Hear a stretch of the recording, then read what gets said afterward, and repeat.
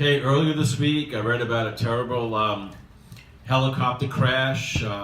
5 people lost their lives. And to give us all the details about what happened and the reasons behind it, we give our aviation enthusiast. He is Rich Kaplan. Thank you, Howie. First of all, I brought models of the helicopter that was involved in the crash. This is the AS350 built by Eurocopter. And this one I brought to illustrate why the 5 people died. First of all, it's not uncommon to see crashes in New York. It's the most congested airspace in the country. But this particular crash caught our eye because we were coming home from New Jersey when it happened. And oddly enough, we were crossing the RFK Bridge just shortly before it happened. This particular aircraft is a single turbine helicopter. If you look at the rear, my videographer can get in, this is the outtake for it. What's important is that the helicopter has, like any other chopper, has a fuel valve shut off. It's in the cockpit, which I can't illustrate, unfortunately. But in the cockpit, what happened was the doors were open, so try to picture these doors are off. There are no doors in the helicopter, Howie. Basically, you have 5 passengers and 1 pilot. One of the passengers' luggage, I believe the strap tangled on the fuel valve shutoff control, which then in turn shut off the fuel to the helicopter, causing the helicopter to dip down and subsequently hit the water. Now this is where it's going to get very interesting. The reason the chopper did not land solid in the water and flipped over was because of these. These silver things, if my videographer could zoom in, these are known as rubber rafts. They inflate, Howie, when you are going down.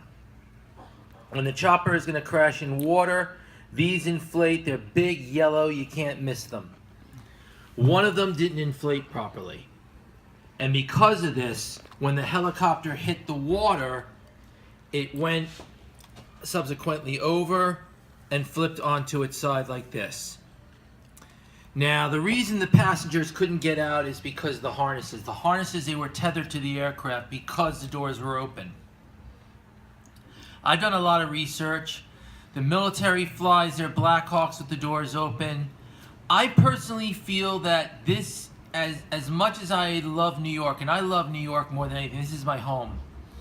I don't advocate the idea of flying open air videography tours, photography tours, because of the simple fact that we don't have a guarantee that we're going to get out. They didn't do it.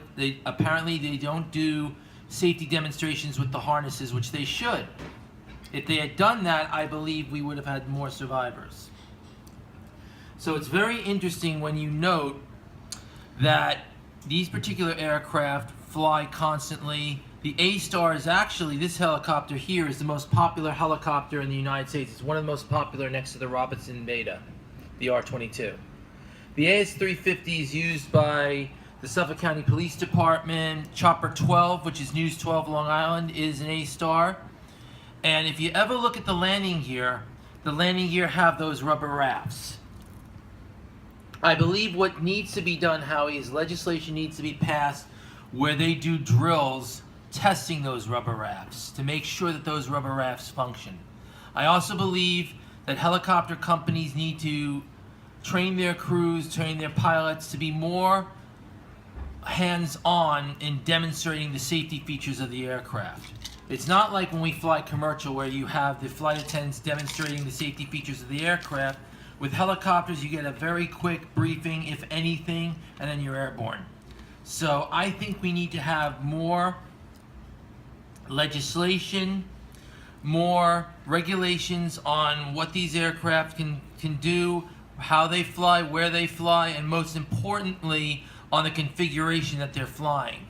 I don't believe that it's necessary for there to be open doors where you could simply, if necessary, open a window. You know, if you want, open a window, put nozzles, like little cutouts so the lens can stick out, and you can take your photos that way.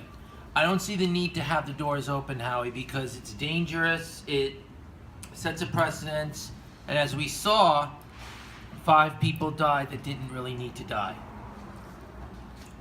Thank you so much, Rich, for that report on the terrible crash where 5 people lost their lives in this past week. So, next week, Rich Kaplan will have another very interesting aviation report.